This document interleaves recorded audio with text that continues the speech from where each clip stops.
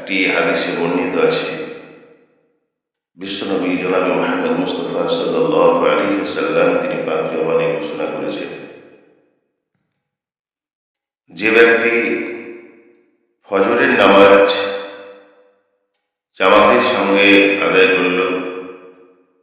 আল্লাহ পাক তার সারাদিনের জিম্মেদার বা দায়িত্ব নিয়ে নিলেন। আর যে ব্যক্তি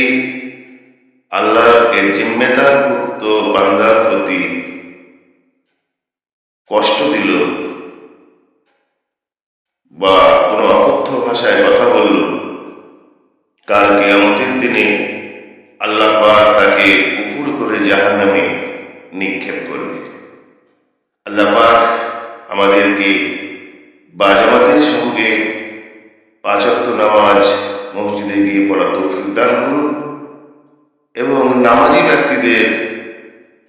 সম্মান এবং